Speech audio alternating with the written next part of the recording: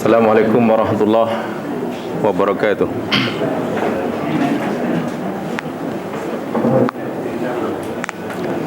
Innal hamdalillah nahmaduhu wa nasta'inuh.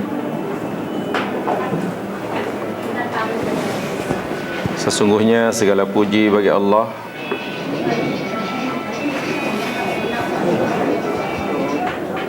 Tuhan yang kita selalu memujinya dan memohon pertolongan kepadanya. Wa natubu ilaihi wa nastaghfiruh. Tuhan yang kita bertaubat kepadanya dan memohon ampun darinya. Na'udzubillahi min syururi anfusina. Kita berlindung pada Allah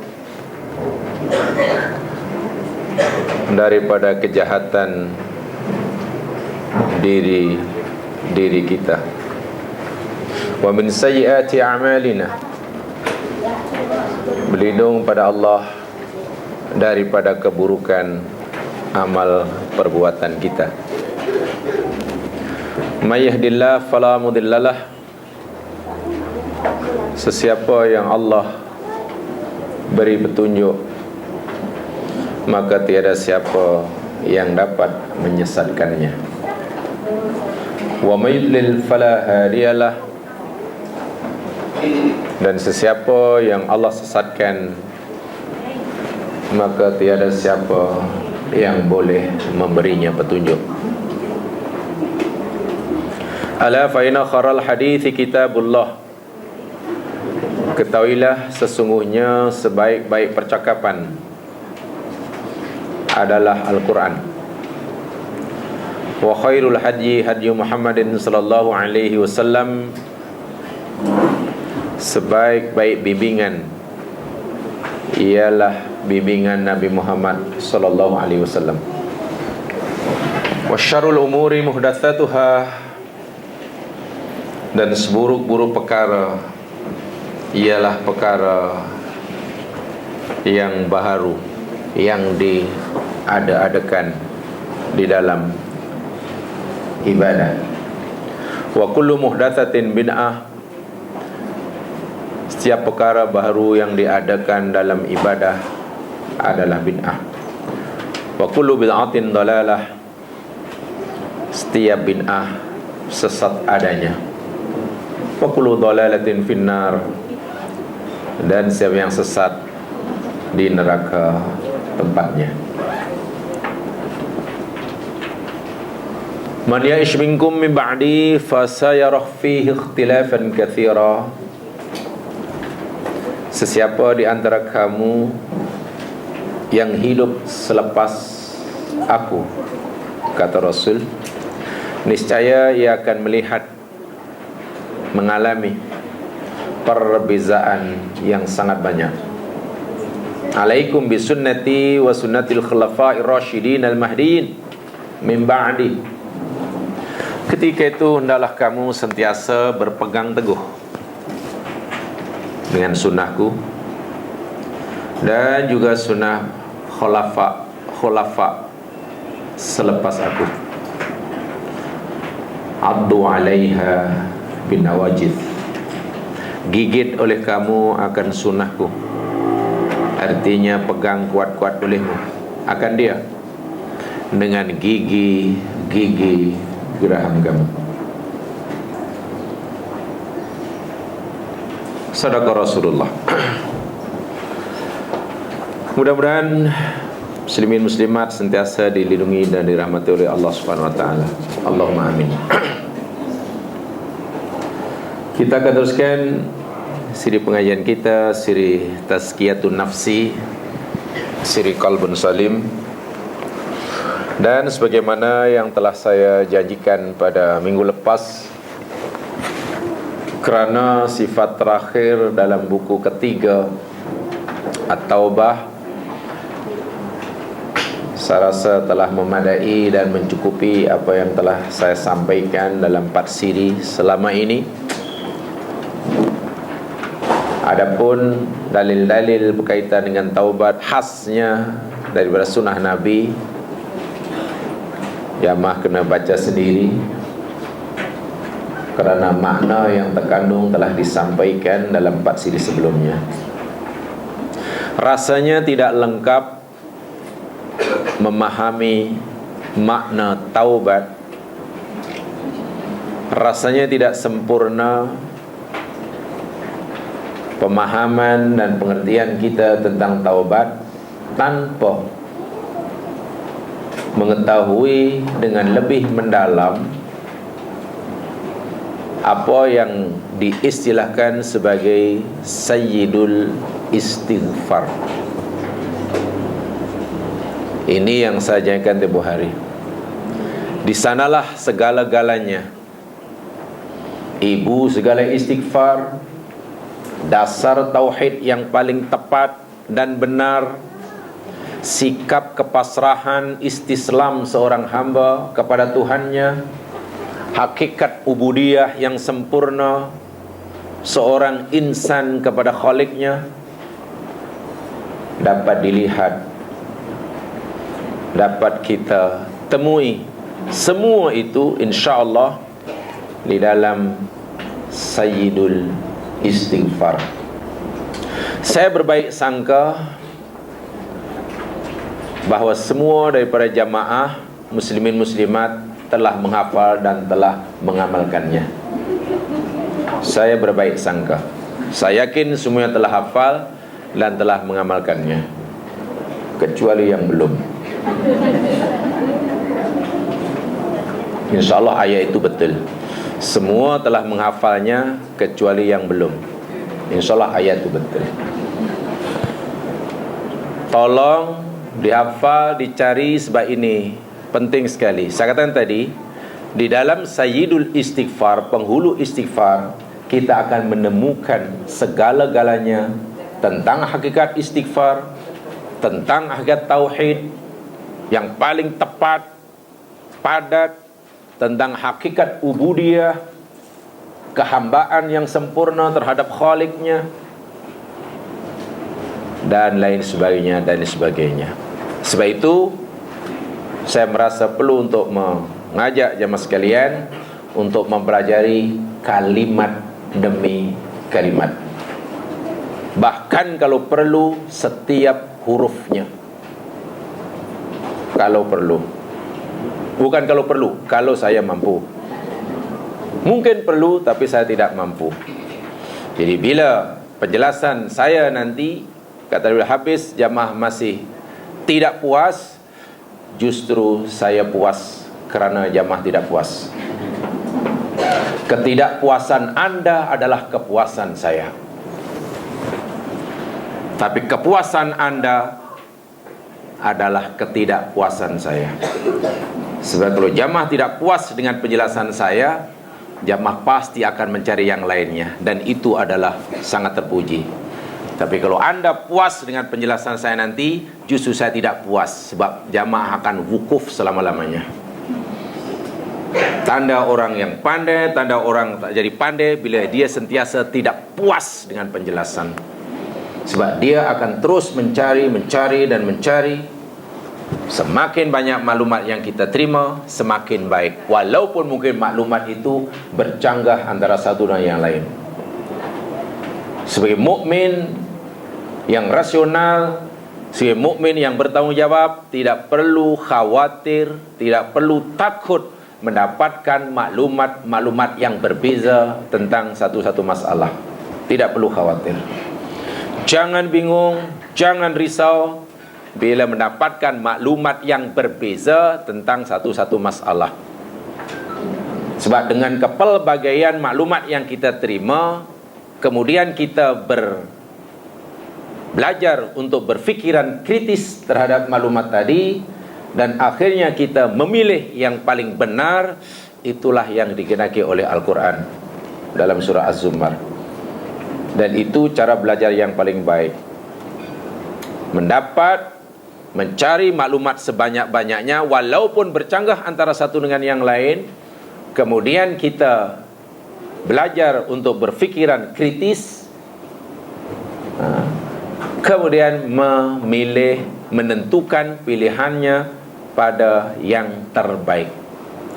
Tidak mungkin kita dapat memilih yang terbaik bila kita hanya ada satu fahaman. Tidak mungkin kita memilih yang terbaik bila kita hanya tahu satu.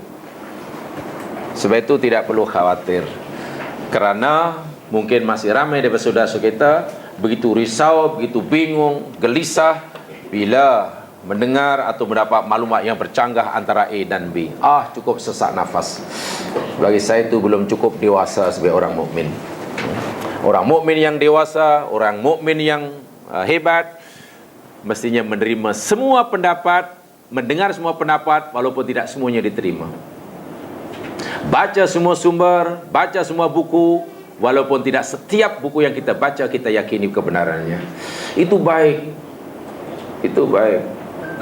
Dan sangat-sangat dituntut oleh agama berdasarkan surah Az-Zumar 17 dan 18 yang lalu kita pelajari. Baik, tidak perlu memperpanjang mukadimah. Terus saja kita bicara tentang Sayyidul Istighfar. Sebelumnya, mari kita baca Sayyidul Istighfarnya dan saya sampaikan hadisnya dan kemudian kita uraikan bagaimana nantinya. Ikuti saya, walaupun saya yakin semuanya telah hafal dan mengamalkannya. Allahumma anta rabbi, la ilaha illa anta, khalaqtani wa ana abduka, wa ana ala ahdika wa wa'dika mastata'tu, a'udzu bika min syarri ma sana'tu, abu'u laka bi ni'matika alayya, abu'u laka bi dhanbi faghfirli fa innahu la yaghfiru dhunuba illa anta. Yang belum ada, karena semua ada smartphone, saya tahu buktinya dalam grup Telegram ratusan, mana semuanya ada. Ya tolonglah download. Tuan Haji Makno, kita punya guru besar dah pilkan. Sebab saya kalau tulis tak cukup, tak nampak. Download saja, tengok situ Sayyidul Istighfar itu apa, dan nanti kita belajar yang itu. Tidak panjang. Karena semuanya ada smartphone, saya yakin buktinya grup Telegram ratusan jumlahnya. Baik, hadis ini sahih jemaah sekalian. Hadis ini diriwayatkan oleh Imam Bukhari. Tentang Sayyidul Istighfar, penghulu istighfar ini diriwayatkan oleh Imam Bukhari. Bukhari dapat hadis ini pada Abu Ma'mar. Abu Ma'mar dapat hadis daripada Abdul Warith. Abdul Warith mendapatkannya daripada Al-Husain. Husain dapat hadis daripada Abdullah bin Buraidah. Buraidah kata, memberitahu aku Bushair bin Ka'ab Al-Adawi. Bushair bin Ka'ab Al-Adawi berkata, telah memberitahu aku Shaddad bin Aus. Shaddad bin Aus ini sahabat Nabi. Karena ia sahabat Nabi, dia pun kata, aku mendengar Rasul sallallahu alaihi wasallam bersabda. Bermakna sanadnya bersambung. Apatah lagi orang-orang yang menjadi sanad dalam hadis ini telah diseleksi oleh Imam Bukhari dengan sangat-sangat selektif, karena Imam Bukhari mempunyai tapisan yang boleh dikatakan paling halus, maka tidak diragukan lagi akan kesahihannya. Shaddad bin Aus berkata daripada Nabi sallallahu alaihi wasallam, Sayyidul istighfari antakul, Sayyidul istighfari antakul, penghulu istighfar itu yakni engkau berkata. Penghulu istighfar itu engkau berkata. Nabi sendiri yang menyatakan istighfar istighfar ini sebagai Sayyidul Istighfar. Bukan ulama, bukan sahabat, bukan orang sekarang. Nabi sendiri yang bagi nama Sayyidul Istighfar, penghulu istighfar. yakni engkau berkata, Allahumma anta rabbi la ilaha illa anta khalaqtani wa ana abduk wa ana ala ahdika wa adika mastata'tu a'udzubika min syarri ma sana'tu, abu'u laka bi ni'matika alayya, bu'u bi dhanbi faghfirli, innahu la yaghfiru dzunuba illa anta. Qal, Nabi bersabda, wa man qalaha minan nahari muqinan biha famata min yaumihi qabla ayum siya fahuwa min ahlil jannah. Sesiapa yang mengatakannya, yang membacanya, yang mengucapkannya pada waktu siang dengan penuh keyakinan, meyakini akan dia, lalu dia mati pada waktu petangnya, dia ahli surga. Faman qalaha minal lail, dan sesiapa yang mengucap membacanya pada waktu malam, muqinan biha, dalam keadaan yakin akan dia, famata qabla ayusbiha, lalu dia mati sebelum sempat menjelang waktu subuh, fahuwa min ahlil jannah, dia ahli surga. Hadis sahih Bukhari. Coba hikmah yang sangat besar ini. Nabi memberi jaminan dia ahli surga. Sesiapa yang membaca, mengucapkannya penuh dengan yakin.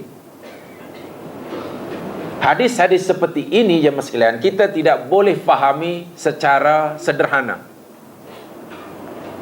Maksud pemahaman secara sederhana ialah asal baca mati masuk surga. Bukan begitu. Kalau hanya begitulah pemahaman kita, pengamalan kita, tidak ada orang masuk neraka. Mana mungkin hanya membaca Allahumma anta rabbi petang hari, tidur, mati, terus surga. Tapi adakah Nabi tidak bercakap benar? Subhanallah, Maha suci Allah, Nabi tidak berbohong. Bila ganjarannya surga, bila jaminannya surga, tentulah maknanya, maksud Nabi tadi bukan hanya sekadar membacanya. Apatah lagi Nabi memberitahu kita muqinun biha, dalam keadaan yakin sakin. Pasti ada apa-apanya dalam Sayyidul Istighfar ini. Pasti ada apa-apanya. Yang saya katakan tadi, di sana kita akan temukan hakikat tauhid, hakikat taubat, hakikat ubudiyah. Dan bila itu diyakini kemudian diamalkan, memanglah tidak ada balasan kecuali surga. Sayyidul Istighfar hakikatnya yakni kalimah thayyibah, kalimah tauhid, kalimah tauhid. Baik, hadisnya jelas, janji Nabi sangat jelas, tidak diragukan, ganjarannya surga.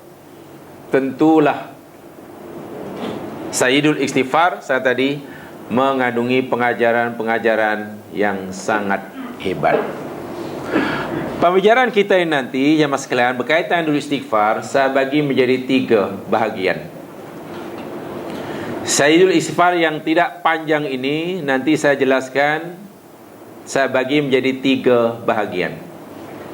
Bahagian yang pertama yakni daripada Allahumma anta rabbi la ilaha illa anta khalaqtani wa ana abduka wa ana ala hadika wa wa'dika mastata'tu. Itu bagian pertama. Dalam nota ada kan? Dalam buku tu ada kan? Tengok saja kalau. Jadi tak payah kalau itu download dari internet, sudah ada. Tapi kalau bawa buku ke mana-mana rasa berat sangat, besar sangat, libur sangat, ya bawa internet dulu. Ada kan? Muka surat 75. Okey. Itu yang kita nak pelajari sekarang ni. Muka surat 75 ada di situ. Tolong bagian pertama nanti saya akan tumbuhkan penjelasan kepada keratan ayat daripada Allahumma anta rabbi hingga mastata'tu. Bagian yang kedua yakni bermula pada a'udzubika min syarri ma sana'tu abu'u laka bi ni'matika alayya abu'u wa abu'u laka bi dhanbi. Itu bahagian kedua. A'udzubika min syarri ma sana'tu wa abu'u laka bi ni'matika alayya wa abu'u laka bi dhanbi. Itu bahagian kedua. Dan bagian yang ketiga, yang terakhir, bermula pada faghfirli fa innahu la yaghfirudz dzunuba illa anta. Terjemahan secara harfiahnya, ya Allah, Engkau adalah Tuhanku. Tiada Tuhan yang berhak disembah melainkan Engkau. Khalaqtani, Engkau telah ciptakan aku. Wa ana abduka, dan aku adalah hambamu. Wa ana ala ahdika wa wa'dika mastata'tu, dan aku akan sentiasa berada di atas janjimu mengikut kadar kemampuanku. A'udzubika min syarri ma sana'tu, aku berlindung denganmu ya Allah daripada keburukan kejahatan perbuatanku. Abu'u laka bi ni'matika alayya, aku mengakui ya Allah dengan segala nikmatmu ke atasku. Abu'u laka bidzambi, aku pun mengakui ya Allah dengan segala dosa-dosaku. Faghfirli, maka ampunilah aku. Fa innahu la yaghfirudz dzunuba illa ant, sesungguhnya tak ada siapa yang boleh mengampunkan dosa melainkan Engkau. Jaminannya surga siapa yang baca pagi, mati petang hari. Jaminnya surga siapa yang baca petang hari, mati pagi hari. Syaratnya mungkin. Baik, mungkin pada kesempatan kali ini, yang pertama ini, mungkin saya hanya sempat menyampaikan sebahagian sahaja daripadanya. Mari kita lihat kalimat yang pertama, yakni Allahumma. Allahumma.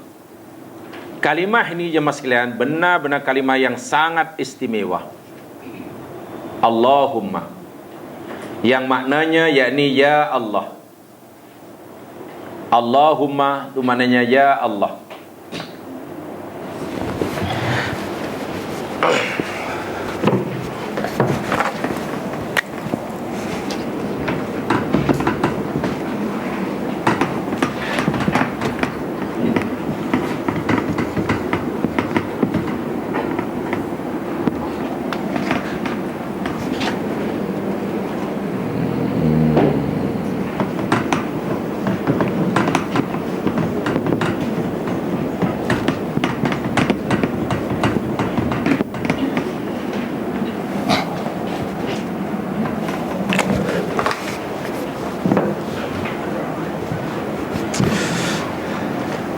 Mungkin selama ini kita kurang mengambil berat tentang kalimah Allahumma ini.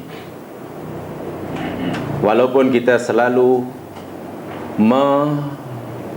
mengucapkannya, Allahumma, Allahumma, Allahumma. Tapi sebenarnya kalimah Allahumma mengandungi syarat dengan muatan makna. Allahumma yakni kalimat yang syarat dengan muatan makna. Atau dalam bahasa yang lebih glamour, Allahumma ialah kalimat yang bernuansa tauhid. Apa dia? Kalimah Allah sebagai lafzul jalalah, Allahu itu nama lafzul jalalah, kalimat yang sangat-sangat istimewa. Keistimewaannya bukan sekadar ianya tidak boleh diterjemahkan, tidak dapat diterjemahkan. Bukan sekadar tidak boleh, memang tak dapat pun diterjemahkan dalam bahasa apa pun. Kalimah Allah, kalimah yang sangat istimewa. Keistimewaannya bukan sekadar tidak boleh, bahkan tak dapat diterjemahkan dalam bahasa apapun. Apa dalam bahasa Melayu? Allah. Tak ada. Dalam bahasa apapun, Allah, Allah. Tuhan bukan terjemahan daripada Allah. Ini satu, lafzul jalalah. Dan satu-satunya lam dalam bahasa Arab yang dibaca tebal, ini saja. Allah, kita boleh baca Allah. Allah dah jadi bahasa Melayu. Allah ma. Ya. Lam yang dibaca tebal ini sajalah dalam bahasa Arab. Yang lain baca lam atas la. Ala allahmu katalah, laka, lahum, laki, ila, ilaina, ilaihim. La je dengan lam. Lam alif, lam atas mesti la. Lam baris atas la. Satu je ya, lam di baris atas bo. Kalau tulis Romanais macam mana ya? Allah tu A juga ya. ALLAH ya. Itu Allah ya. Kalau Allah kalau Allah pula memang tak boleh. Satu-satunya lam yang di baris atas mesti baca tebal. Ini ajalah. Tak ada yang lain. Allahu Akbar. Allahus Samad. Samad. Yang kedua, kalimah Allah ni jamaah sekalian, keistimewaan kedua, kalau kita memanggil, dalam bahasa Arab dipanggil munada. Munada itu maknanya bentuk panggil-manggil, wahai, wahai, wahai. Wahai Adam, wahai Musa. Yalah, ya Adam, ya Musa, ya Ibrahim kata Allah, ya Zakaria, ya Ahmad. Boleh? Memang ya. Tapi syaratnya bila kita memanggil dengan kalimah ya, huruf ya, munada, kalimat isim yang dipanggil tidak boleh ada alif lam. Contoh kita panggil katalah ustaz, ya ustadu, tak boleh ya al ustadu, tidak boleh. Kalimah selepas ya tidak boleh ada alif lam. Katalah nas, manusia, an-nasu, an-nas, manusia, al-insan, ada alif lam kan? Tak boleh ya al-insan, tak boleh. Kalau ada alif lam mesti tambah ya ayyuhal insan, ya ayyuhan nas, ya ayyuhal kafirun, ya ayyuhal mu'minun. Tapi kalau nak pakai ya juga, pastikan munada dia tidak ada alif lam. Contohnya ya Adam, kan tak ada alif lam. Ya Ahmad, ya Ali, ya Ustaz, ya Tabib. Wahai seorang doktor, ya Tabib, ya Talib, wahai pelajar. Kalau nak bubuh juga dengan alif lam, at-talibu, at-tabibu, kena ya ayyuhat tabib. Hanya kalimah Allah saja yang boleh dimasukkan ya. Ya dengan ya Allah, tak payah ya ayyuhallah, tak payah. Keistimewaan yang kedua. Keistimewaan yang ketiga, kita tahu dalam bahasa Arab ini huruf qasam, huruf sumpah ada 3. Waw, ta, dan ba. Itu namanya huruf qasam. Huruf qasam yakni huruf sumpah yang dalam bahasa Melayu artinya demi. Contohnya wal asri, demi masa. Wad duha, demi waktu duha. Wal fajri, demi fajar. Itu namanya huruf sumpah, huruf qasam. Ada 3, waw, ta, dan ba. Hanya kalimah Allah sahajalah yang boleh dimasuki oleh 3 huruf sumpah ini.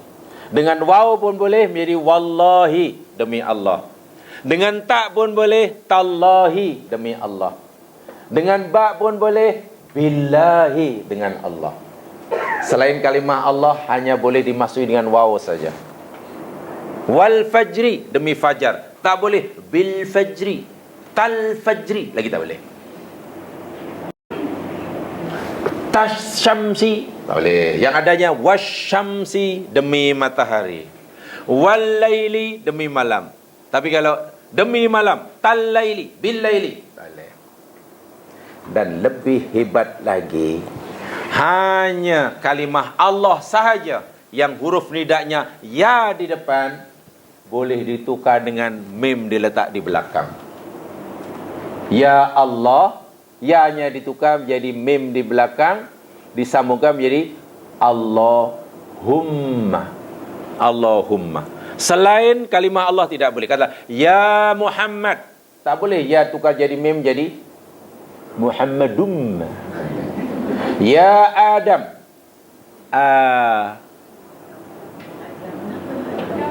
Adamum. Ya Musa.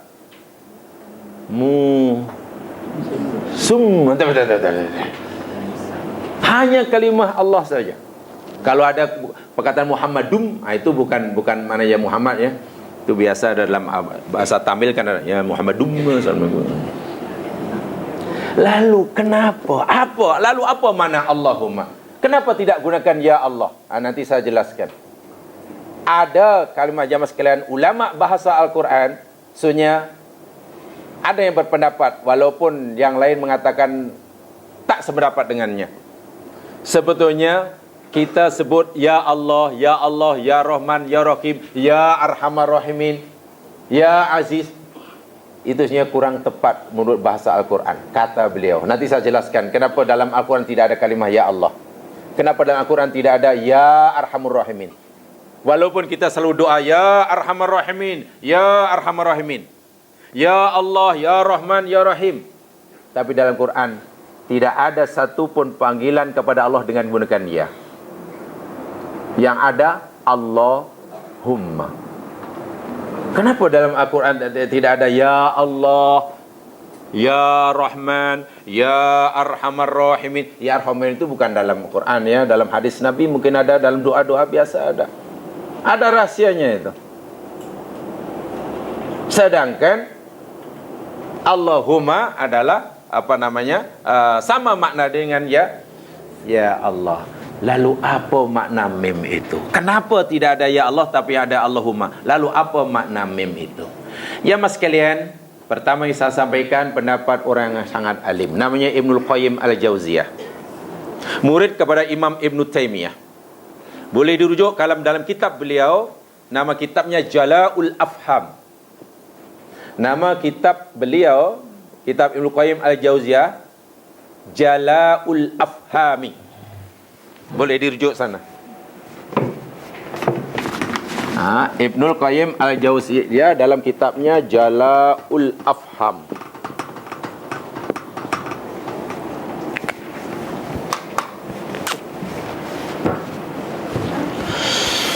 Jadi bukan benda baru, tapi ini pendapat orang yang punya otoriti, punya kefahaman yang luar biasa. Ibnul Qayyim Al-Jauziyah, murid Imam Ibnu Taimiyah. Kalau ada, boleh beli Jala'ul Afham. Jadi kalau ada pun mungkin ya sila kaji, sila baca. Sama ada zaman nanti ada, dia baca tak bunyi, itu bukan salah bukunya. Saya ada tapi saya baca tak bunyi, bukan salah kitabnya. Ya macam nak bunyi, semua tak. Sangat menarik kata Ibnu Qayyim Al-Jauziyah. Al-mim, huruf mim dalam bahasa Arab jamaah huruf mim, alif ba ta mim ni harfun safahiyun yujma'un natiq bihi. Dia adalah huruf lidah kata ilmu tajwid. Mim kan? Bila membacanya mesti kedua mulut kita, kedua bibir kita tutup. Tak ada orang baca sebut mim bibirnya terbuka. Meng. Jadi meng. Kalau meng terbuka. Meng. Mana ada orang baca meng Mesti mim kan? Mim. Mesti tutup dia. Bibir dia. Fawada'athu kana mim ini huruf safawi, dan bila mengucapkannya tertutup mim jam'u, kumpul, kedua bibir dia kumpul. Faqala li wahid, sebab itu kalimah mim, huruf mim dalam bahasa Arab semuanya membawa makna jamak. Digunakan untuk membawa jamak, makna menghimpun. Contoh, kalau seorang dalam bahasa Arab dia seorang huwa. Kalau mereka hum. Dan yang dah belajar bahasa Arab buku 3 dia tahu dah tu. Seorang huwa. Kalau ramai mereka hum. Mem tu menunjukkan ramai. Laka bagi seorang, laka bagi awak. Kalau bagi kamu semua lakum. Anta hang seorang. Kalau semua antum. Lahu baginya, nya seorang. Kalau bagi mereka, lahum. Demikian juga darabta, abatta engkau menyembah. Kalau kamu semua menyembah, abattum. Mesti semuanya mim itu tutup membawa makna jamak. Iyyaka, iyyakum, iyaha, iyahum. Lalu apa maknanya? Dari segi sifatnya seperti itu. Kata Ibnu Qayyim al-Jauziyah, wa idza alima hadza min sya'nil mim. Kalau begitulah keadaan mim, sifat mim, fahum alhaquha fi akhir hadzal ismi. Keberadaan mim yang diletakkan selepas Allah sebagai ganti ya, karena dalam Al-Quran tidak ada ya. Ya ada Allahumma, Allahumma, Allahumma. Alladhi yus'alullahu subhanahu wa ta'ala bih, yang hamba bermohon kepadanya dengan kalimah Allahumma fi kulli hajatin wa kulli halin, dalam bagi setiap hajat dan setiap keadaan, idzanan bi jamil asma'i wa sifati. Bila orang menyebut Allahumma, sebenarnya maknanya bukan sekadar ya Allah, tapi ketika ia menyebut Allahumma, ia memanggil Allah dengan seluruh sifatnya. Sudah menggabungkan, mencantumkan seluruh sifat-sifatnya, yang semuanya ada sifat-sifat Allah 99. Ini rahasia mim. Allahumma, bila sebut Allahumma, kita panggil Allah dengan menghimpunkan semua sifat-sifatnya yang baik. 99 sifat Allah dalam Asmaul Husna. Alhamdulillah telah kita hatamkan kajian Asmaul Husna. Sudah kan bukan sini kah?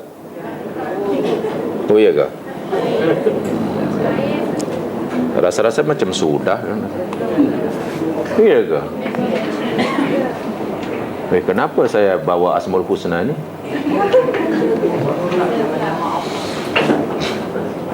Ya, Allahumma itu bukan sekadar ya Allah. Kalau ya Allah, dahlah dalam Quran tidak ada.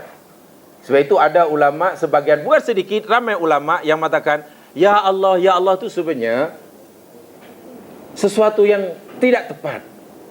Ada yang ramai yang tidak menyetujui, walaupun tidak semua, karena kurang tepat.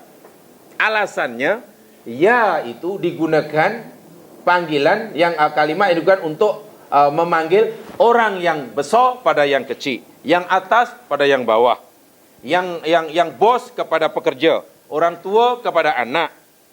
Tapi bila yang bawah ke atas, kecil, besar, anak pada orang tua, ini tak yang kecil pada yang besar tak gunakan ya. So itu dalam Quran ya digunakan oleh Allah kepada hambanya ya. Ya Adam, ya Nuh, ya Musa, dan nanti saya tunjukkan. Tapi Nabi panggil Allah, dia tidak ada ya Allah, tidak ada. Sebab ya hanya digunakan, kata setengah pendapat, hanya digunakan oleh yang atas kepada yang bawah. Jadi mana mungkin hamba panggil Allah ya Allah, wahai Allah. Wih, nampak macam lainlah kalau Allah panggil kita ya ayuhan nas, ya ayuhal kafirun, ya ayuhal mu'minun, ya ayuhal muzammil, ya Adam, ya Nuh, ya Musa, ya Isa. Patut. Tapi bila manusia panggil Allah, hatta Nabi panggil Allah, ya mesti tidak ada dalam Al-Quran. Sebagai contoh, karena saya sudah terlanjur cakap, walaupun itu sebetulnya nanti selepasnya. Sebagai contoh, tolong jamaah lihat di dalam surah Toha. Sebagai contoh, surah Toha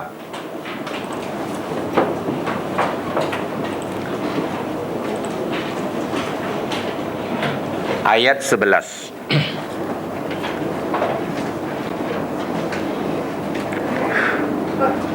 Toha 11, surah 20. Di situ Allah panggil Musa, Falamma ataha nudiya ya Musa. Karena Allah yang panggil, iyalah. Ya Musa, wahai Musa. Kan? Kemudian ayat-ayat selepasnya pun semua ni banyak dalam ayat ni. Ayat yang 11, kemudian ayat lagi mana? Yang ya lagi. Ayat yang ke-19, ayat apa? Ayat yang ke-17. Ada tak? Ayat 17. Wa ma tilka biyaminika ya Musa. Ya Musa lagi 17. Ayat 19. Ada tak? Qala alqiha ya Musa. Ada? Ada ya? 12. Tapi ketika Musa panggil Allah Subhanahu wa taala dalam ayat 25, macam mana Musa jawab? Qala Rabbi shrah li sadri. Wahai Rabbi maksudnya wahai Tuhanku. Kenapa tidak ada ya? Allahumma memang tak ada. Tak ada lagi, tak boleh ya Rabbi. Walaupun makna dia wahai Tuhanku. Dia hanya Rabbi shrah li sadri wa si amri wa uqdatam min lisani yafqahu qawli. Kemudian dalam ayat 36 Allah panggil lagi qala qad utita su'laka ya Musa. Ya lagi. Ya sebab Allah yang panggil Musa. Ibrahim dengan juga wa id qala Ibrahimu rabbi ij'al hadza baladan amina. Ibrahim tak kata ya Rabbi. Nuh pun demikian juga wa nada nuhur rabbah qala rabbi inna bani min ahli. Yang kedua lihat surah Hud. Surah Hud ayat 45. Surah 11 ayat 45. Perbezaannya terlalu ketara. 11:45. Wa nada nuhur rabbah. Dan Nuh memanggil Tuhannya. Faqal, lalu Nuh berkata, Rabbi inna bani min ahli. Wahai Tuhanku. Rabbi itu wahai Tuhanku. Sebenarnya ada ya tu sepatutnya ya Rabbi, tapi ya-nya dibuang. Sebab itu terjemahan dia wahai Tuhanku. Sesungguhnya anak lelakiku itu termasuk keluargaku. Wa inna wa'dakal haqq wa anta ahkamul hakimin. Dan sesungguhnya janjimu itu adalah benar ya Allah, dan engkau sebijak-bijak yang bijak. Ketika Nabi Nuh panggil Tuhannya Rabbi sahaja, apa jawaban Allah dalam ayat 46? Qala, berfirman Allah, ya Nuh. Kan ia digunakan untuk yang atas ke bawah. Jadi memang tidak ada ya Allah, ya Allah, ya Allah. Sehingga ada pendapat menyatakan, dia kata itu tidak benar. Ahadul lamil bahisin fil ulumil Qur'aniyah. Ulama-ulama yang mengkaji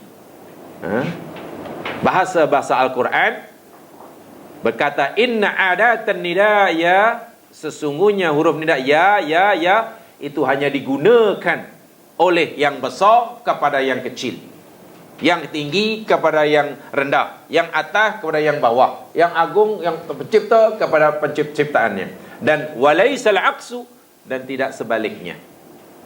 Tidak sebaliknya. Dan kata pengkaji-pengkaji ini, menurut mereka, kalimah ya ini fi doa, ya Allah, ya Rabb, ya Rahman, ya Arhamur Rahimin, dia kata hadza minal khata'. Itu sesuatu yang tak betul. Sesuatu yang tak betul. Kalau ikut kajian mereka berdasarkan Al-Quran lah. Ayah panggil anak. Nabi Luqman ketika beri nasihat pada anaknya. Luqman kan bapaknya. Anaknya ya panggil mesti ya bunayya la tusyrik billah. Wahai anak kesayanganku, janganlah engkau syirik kepada Allah. Inna syirka la zulmun azim. Itu pendapat majoriti. Rupanya panggil Allah dalam doa ya Allah tu dia kata kurang tepat.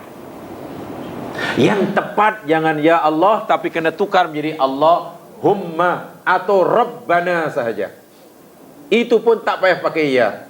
Jangan ya Rabbana, ya Rabbi. Oh ya. Itu pendapat yang ashah, tanpa menyalahkan, menganggap salah pendapat yang berbeza dengannya. Sebab ada contoh dalam hadis Nabi, Allah bagi Nabi SAW bagi contoh doa yang kepada Allah dengan ya. Contoh umpamanya dalam hadis Muslim daripada Aisyah radhiyallahu anha, Nabi SAW apabila usai sembahyang, lepas sembahyang dan sebelum meninggalkan tempat sembahyang, Nabi akan berkata, Allahumma antas salam wa minkas salam, tabarakta dzal jalali wal ikram. Dan dalam matan yang lain, tabarakta ya dzal jalali wal ikram. Tu Nabi pun panggil ya dzal jalali wal ikram. Ketika Nabi cerita tentang al-ismul a'zam umpamanya, daripada hadis Anas bin Malik yang dikatakan oleh Imam Tirmizi, Nabi berkata ya hayyu, mengajak ya hayyu ya qayyum bi rahmatika astaghith. Tapi ya tadi, ini yang kata penteliti tadi, dalam Al-Quran tidak ada satu pun kalimah ya ini yang diguna pakai untuk memanggil Allah. Sebaliknya dalam Quran kalimah ya, wahai, hanya digunakan daripada yang atas pada yang bawah, yang atas. Kalaupun kita nak panggil Allah Subhanahu wa taala dalam Al-Quran, bukan ya Allah, tapi Allahumma atau Rabbana atau Rabbi saja. Ya sentiasa dibuang, dihadzafkan. Baik, makna mim tadi, mim itu yakni al-jam'u, membawa makna jamak, membawa makna ramai, banyak. Sebab itu bila kita sebut Allahumma, sebetulnya kita telah memanggil Allah, menyeru Allah bukan dengan satu nama sahaja, tapi telah merangkumi dalam Allahumma 99 sifatnya. Anda pernah merasakan begini ketika menyebut Allahumma? Kalau belum, ia kena ditingkatkan. Patutlah bila ia mati dalam keadaan seperti itu, surga ganjaran dia. Bayangkan baru sebut Allahumma sudah terbayang. Ibarat maklumat tentang Asmaul Husna ini telah disimpan dalam memori otaknya. Sebut Allahumma, tekan saya. Apa namanya ni? Yalah, katalah kalau semua maklumat dah ada dalam komputer, nak beri hanya tekan aja. Ni apa mana-mana kunci lah. Karena maklumat tentang Asmaul Husna, Ar-Rahman itu apa maknanya, Ar-Rahim itu apa maksudnya, Al-Wadud itu apa, Al-Hakim itu apa, Al-Jabbar apa, 99 masuk dalam memori otak. Bila sebut Allahumma, belum pun ia mengemukakan permintaannya, belum pun ia menyebut permohonannya, dia sudah dapat merasakan 99 sifatnya. Bayangkan ketika seseorang sedang larut jiwanya. Ketika dia sedang larut jiwanya, karena menghayati keagungan 99 sifatnya. Dan masa itu Israel mencabut nyawanya. Bukankah surga tempatnya? Itu belum sebut, tak sempat pun menyebutkan permintaannya, baru Allahumma. Tapi kadang-kadang kita ni take for granted bila berdoa. Allahumma pun, Allahumma salli ala qadir, Allahumma salli ala alim, Allahumma salli. Ditanya apa juga? Doa bukan amalan yang doa adalah mukhul ibadah. Doa adalah otak ibadah. Lebih-lebih lagi, apa yang nak kita pelajari ini, doa minta ampun. Dan keampunan adalah segala-galanya. Seseorang tidak mungkin masuk surga melainkan terlebih dahulu semua dosanya diampun. Kan begitu ya? Seseorang tidak mungkin masuk dalam surga melainkan terlebih dahulu semua dosanya telah terampun. Dan istighfar adalah upaya hamba untuk mendapatkan pengampunan. Bayangkan kalau setiap kita sebut Allahumma, so itu jangan tukar. Saya mengikuti pendapat yang kajian bahasa Al-Quran tadi. Jangan tukar menjadi ya Allah. Allahumma juga. Bahasa Melayu pun ya Allah. Apa bahasa Melayu pun Allahumma. Lagi tidak betul, ditukar menjadi oh my Lord. Oh my Lord. Lagi tak betul. Oh my Lord ke dia ingat apa kah? Dia ingat apa? Lawyer di hadapan yang arif kah dia ingat? Lagi tidak betul. Walaupun nampaknya glamour, kata orang. Jangan tukar. Biar di depan itu orang apa pun bahasanya Allahumma doanya. Jangan tukar. Tak kiralah depan itu orang Arab ke, orang Melayu ke, orang Jepun ke, orang Korea ke, Allahumma. Jangan, saya tak boleh sebut Allahumma sebab ada seorang Jepun, saya kena tukar. Bahasa Jepunnya apa? Ayo. Tapi di sebelah sana ada orang apa namanya Sri Lanka. Jadi kena tukar Sri Lanka. Ada ke doa macam tu? Allahumma jangan ditukar. Hatta, tapi kan anda tadi secara pribadi saya mengikuti pendapat yang majoriti ulama yang buat kajian terhadap al-ulumul Quraniyah. Karena dalam Al-Quran tidak ada kalimah ya Allah, ya Allah, ya Allah. Kena Allahumma, jangan ditukar. Dalam bahasa apapun, minta apapun, dalam keadaan apapun.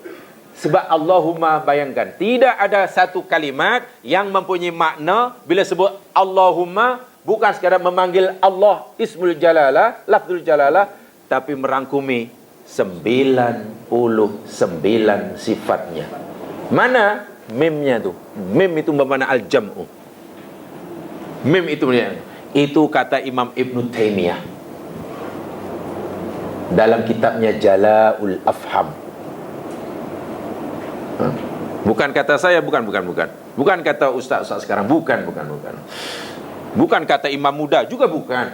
Belum cukup meyakinkan.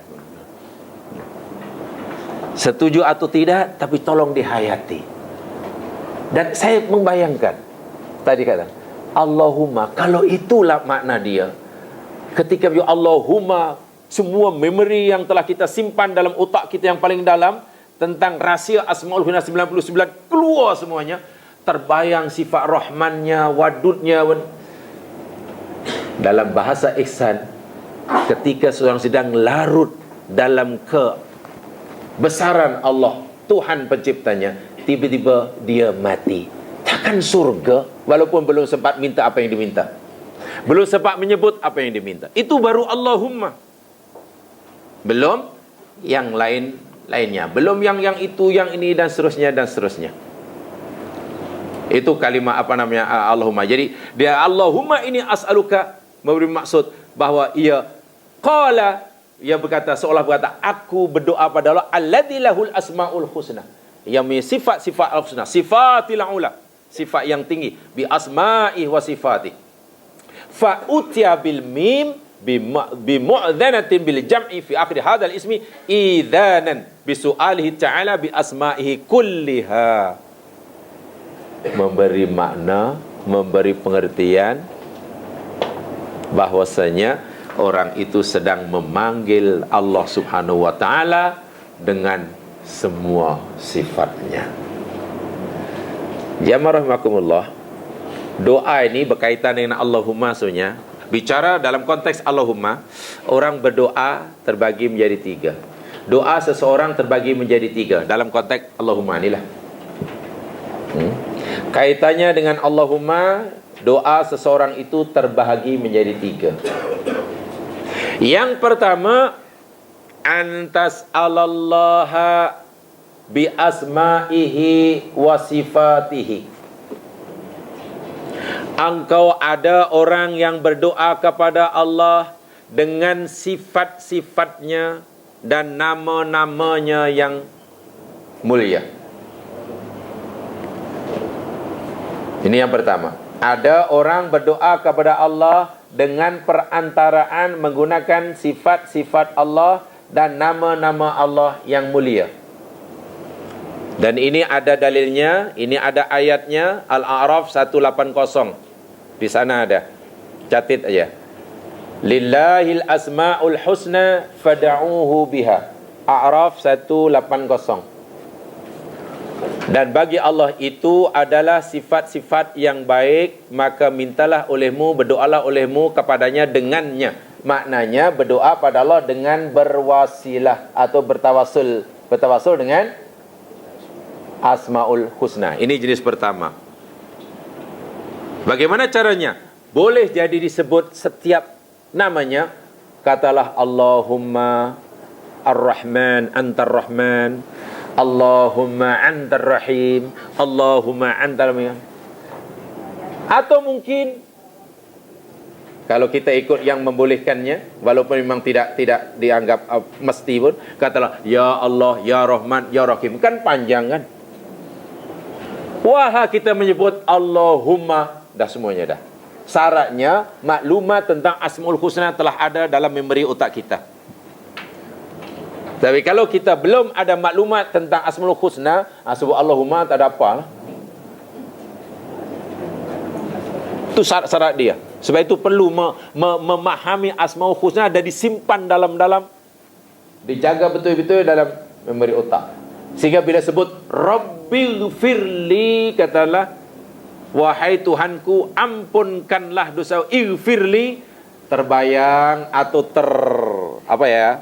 terbuka maklumat kita tentang nama Allah Al-Ghaffar, Al-Ghafur. Kan Rabbi fili kaitannya Al-Ghaffar. Warhamni, terbayang makna Allah, maklumat tentang nama Allah Ar-Rahman, Ar-Rahim. Wajburni, terbuka lagi maklumat tentang nama Allah Al-Jabbar. Itu perlu tu. Tanpa mengetahuinya, akhirnya doa kita pasti mendatar. Mendatar apa? Doa kita pasti hanya ya macam itulah. Ya. Rabbi fili warhamni wajburni. Rabbi fili warhamni wajburni. Tak ada apa. Doa ni jamaah sekalian, sebenarnya kita lebih dituntut lebih menggunakan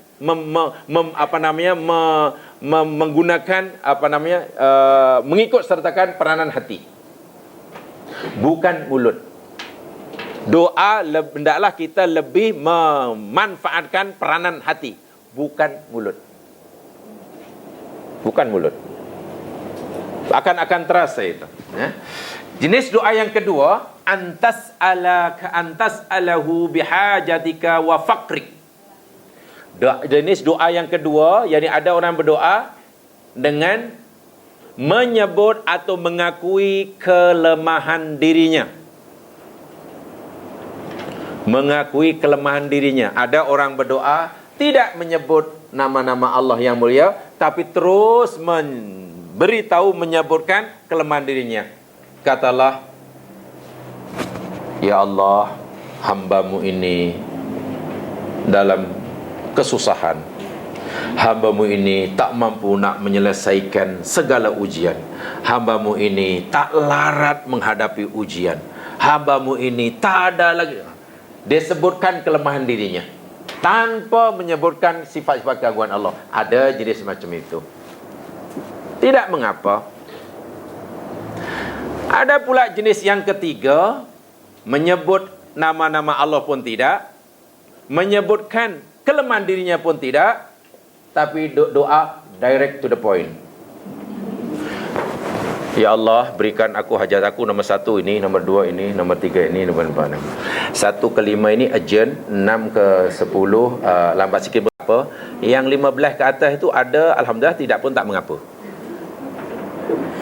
Ini doa yang paling tak guna. Tidak menyebut keagungan Allah, tidak menunjukkan, tidak mengakui kelemahan dirinya, tapi terus sebut 1 ini ya Allah, 2 ini, 3 ini gini. Yang paling baik mencanggang gabungkan kedua-duanya sekali. Sebut nama Allah banyak-banyak, akui betul-betul kelemahan diri kita. Macam mana nak menyebut nama Allah 99? Lambat, masa tak cukup. Allahumma. Syaratnya difahami. Bukan Rabbana. Rabbana nanti maknanya lain. Ya Allah maknanya lagi lain. Itu apa namanya? Ini. Sebab contoh umpamanya doa yang diajar oleh Nabi sallallahu alaihi wasallam kepada Abu Bakar As-Siddiq, sahabat karibnya, Pak mertua baginda, sahabat yang paling dekat dengan baginda Rasul sallallahu alaihi wasallam. Di dalam hadis sahih, Ibnu Hajar Al-Asqalani menyebut hadis ini dalam kitabnya Fathul Bari, Syarah Bukhari. Kata Abu Bakar As-Siddiq, qala Rasulullah sallallahu alaihi wasallam, aku pernah bertanya pada Rasulullah sallallahu alaihi wasallam, "Allimni ya Rasulullah du'aan ad'u bihi fi salati." Ya Rasulullah, ajarkan kepada aku doa yang perlu aku baca di dalam solatku. Hebat ya, seorang pak mertua hanya minta diajar doa kepada menantunya. Itu hebat tu. Kalau punya mertua macam tu bagus ya, hanya minta doa ya. Ya Rasulullah, ajar kepadaku doa yang perlu aku baca dalam solat. Kalau kita fikir jemaah sekalian, apa kurang hebatnya Abu Bakar? Kan dia orang hebat, kan dia orang Arab. Setakat nak menyusun doa tak ada masalah. Setakat nak mengarang doa, tak perlu dipetikai lah. Tapi Abu Bakar yakin, kalaulah Nabi yang ajar, tentulah doa itu, permintaan yang paling hebat. Mana tahu apa yang aku minta ikut susunan sendiri, belum yang terhebat. Dia minta doa yang paling hebat. Lalu Nabi bagi tahu pada Abu Bakar, "Kul Abu Bakar, kalau kamu nak sangat berdoa dalam solatmu, kul, bacalah, Allahumma inni zalamtu nafsi kathiran." Apa terjemahannya? Allahumma inni zalamtu nafsi kathiran. Ya Allah, sesungguhnya aku telah menganiaya diriku banyak-banyak. Aku telah menganiaya banyak diriku, atau banyak menganiaya diriku. Ini apa maksudnya ini? Maksudnya Abu Bakar telah mengakui kekurangan dirinya, kelemahan dirinya. Ini syarat yang pertama. Nak berdoa, akui kelemahan diri. Allahumma inni zalamtu nafsi kathiran. Tolong diikuti. Allahumma inni zalamtu nafsi kathiran. Wa la yaghfirudz dzunuba illa anta. Faghfir li maghfiratan min indik. Warhamni innaka antal ghafurur rahim. Tengok doa yang diajar oleh Nabi. Allahumma, tapi katanya Nabi tak ajar Abu Bakar ya Allah ke, Rabbana ke. Tidak. Allahumma. Sebab mana Allahumma? Seperti yang saya katakan tadi, menghimpunkan semua nama Allah. Inni zalamtu nafsi katsira. Kan, sesungguhnya aku telah menganiaya diriku. Itu menunjukkan kelemahan dirinya, kekurangan dirinya, kejahatan dirinya. Bila minta ampun pada Allah, jangan merasa baik. Bila kita minta ampun pada Allah, kita jangan sekali-kali ada merasa yang kita ni baik, walaupun sedikit. Bila minta tambahan rezeki pada Allah, jangan sekali-kali merasa kaya. Bila minta tambahan ilmu, jangan sekali-kali merasa pandai. Itu syaratnya. Ini minta tambah ilmu, ya Allah berilah zidni ilman, Rabbi zidni ilman, ya Allah tambahkanlah ilmu ya Allah. Jika kau tambahkan ya Allah, hambamu akan bersyukur. Jika tidak, tak apa. Sebab sekarang hambamu ni juga sudah PhD. Apa punya doa dah. Rasakan itu, merasakan kekurangan dirinya. Kemudian wala yaghfirudz dzunuba illa anta. Tengok. Dan tidak siapa yang mengampunkan dosa melainkan engkau. Kan puji-pujian kepada Allah. Setelah mengakui kelemahan diri, kemudian pujian dihadapkan pada Allah sahaja. Tak ada siapa yang boleh ampunkan dosa melainkan engkau ya Allah. Baru minta faghfirli maghfiratan mindik. Ampunilah bagiku ya Allah, berilah hamba-Mu ini pengampunan ya Allah dari sisimu. Kemudian ditutup dengan warhamni, dan sayangilah aku lalu ditutup dengan puji-pujian menyebut nama Allah. Innaka antal ghafurur rahim. Cukup indah susunan doa ini. 3 poin ini tidak boleh tidak. Yakni memuji Allah, tak kira susunan yang mana, tapi mesti ada 3 unsur ini.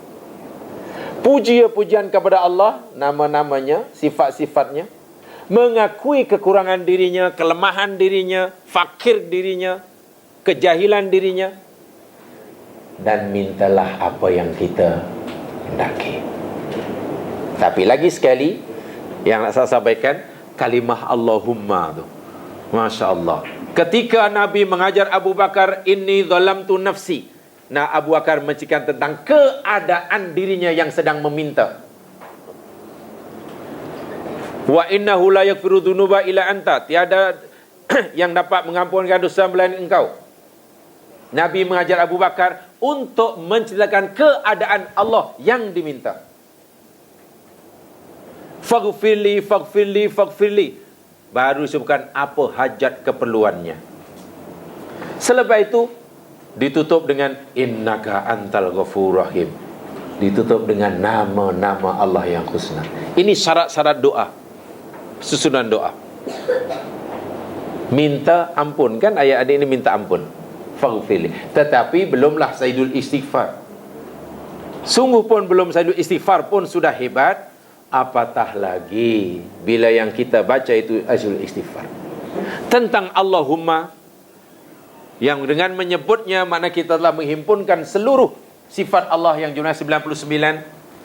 Ini bukan hanya difahami oleh Ibnul Qayyim Al-Jauziyah sahaja. Imam Hasan Basri, seorang salafus salih, pernah berkata, Allahumma majma'ud du'a. Kalimah Allahumma itu majma'ud doa. Majma'ud doa maknanya doa yang telah merangkumi, mencakupi segala-galanya. Majma', terhimpun. Kalimah Allahumma, yakni kalimah telah menghimpunkan segala permintaan. Karena apa? Karena dalam kalimah Allahumma, khasnya dalam mim yang diletakkan di belakang, di situ boleh dikatakan sebagai mengisyaratkan adanya 99 nama.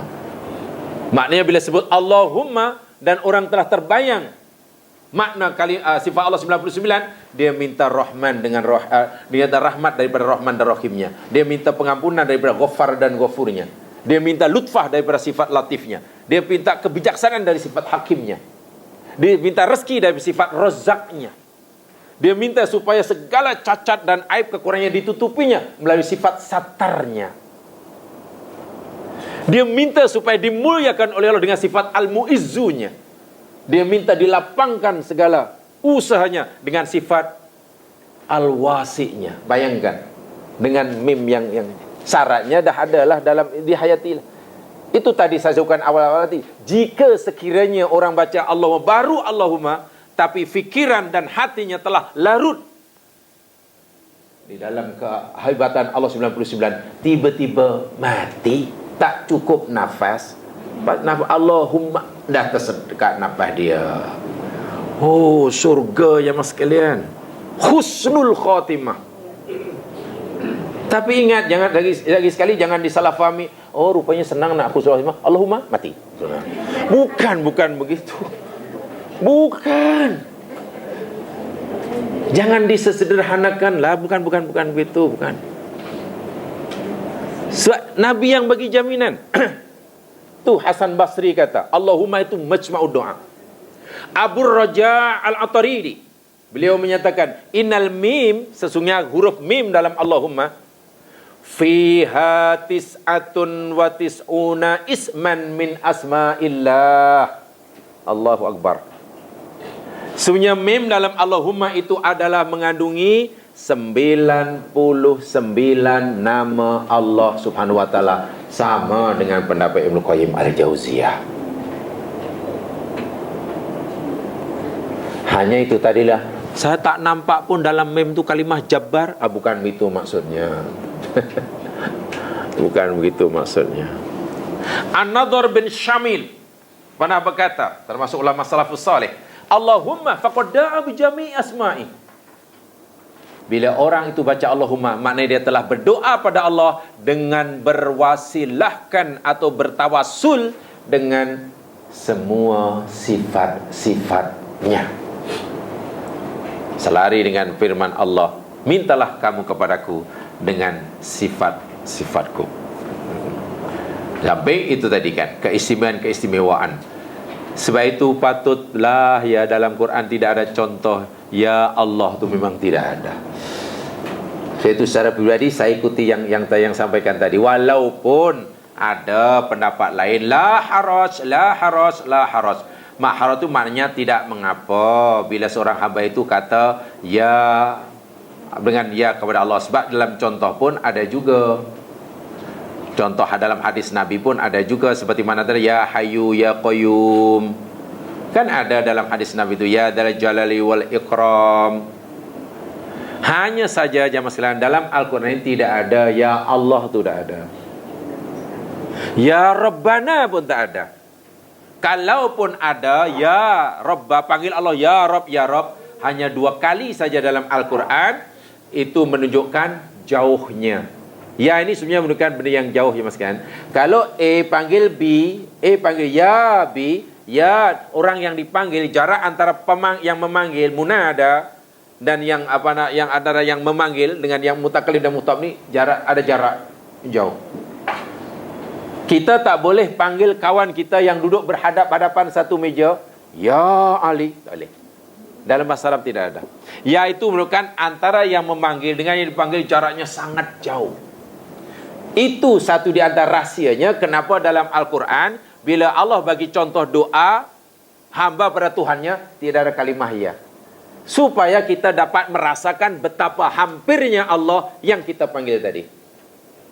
Dalam Quran tidak ada kan contoh Rabbana atina fid dunya hasanah, tak pernah ada ya Rabbana. Rabbana zalamna anfusana, tak ada ya Rabbana. Rabbi firli wali walidayya, tak ada ya Rabbi. Walaupun asalnya ada ya. Kenapa ya sentiasa dibuang? Pertama, saya kata tadi, tidak merangkumi, tidak sama makna dengan Allahumma. Yang kedua, terkesan jauh bila kita gunakan ya. Untuk menghilangkan kesan jauh, ada jarak antara yang meminta dengan yang diminta, yaitu kena dibuang. Supaya kita yang memohon dapat merasakan betapa hampirnya Allah yang sedang kita seru. Dan itu mesti dirasai itu. Benar dalam Al-Quran ada 2 sahaja. Ya Rabb ini. Ada 2 saja dalam Al-Quran setebal 114 surah ini. Karena hanya 2 saya perlu tunjukkan. Satu dalam surah Al-Furqan ayat 30.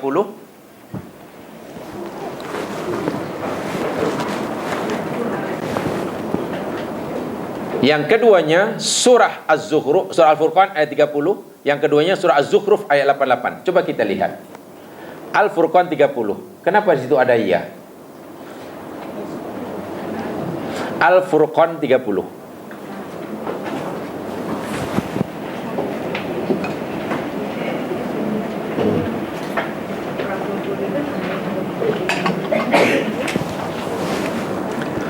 Wa qala ar-rasul ya rabbi inna qaumi ittakhadhu hadzal qur'ana mahjura.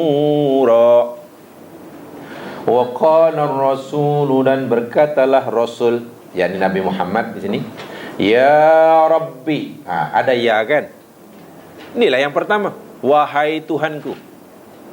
Inna qaumi ittakhadhu, sesungguhnya kaumku telah menjadikan hadzal qur'ana, Quran ini, mahjura,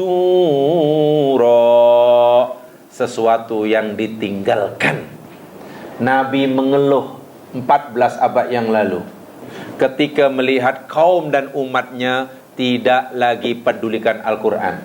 Ketika Nabi masih hidup, Nabi dapat merasakan ada ramai daripada kaumnya yang meninggalkan Al-Quran atau yang menjadikan Al-Quran ini sebagai barang yang tidak perlu diambil. Itu pada zaman Nabi ketika Nabi masih hidup. Agak-agak sekarang baik, jamaah sekalian, perbuatan meninggalkan Al-Quran, perbuatan menjauhi Al-Quran, perbuatan mengabaikan Al-Quran, ini benda elok ke tak elok? Tak elok. Benda maksiat. Sebab itu Nabi merasa kurang sopan memberitahu benda yang tak elok pada Allah. Sehingga ketika Nabi mengadu pada Allah pun digunakan dalam ini ya.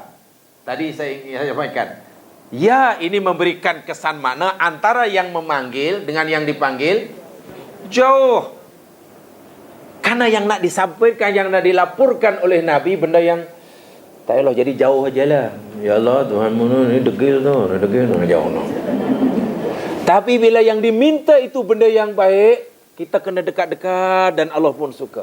Benar, Allah bukan tidak bersedia mendengar rayuan dan rintihan Nabi. Rabbi firli wali walidaya, benda baik. Tengok bagaimana indahnya bahasa Al-Quran. Benda ni tidak baik. Ya, tidak eloklah orang jahat tinggalkan Quran. Sehingga Nabi pun panggil ya Rabbi. Memberi kesan jauh. Karena nampaknya ini etika. Yang kedua, surah Zukhruf ayat 88. Zukhruf 88.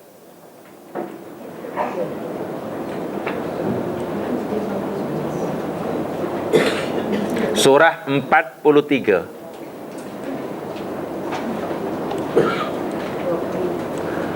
Second last.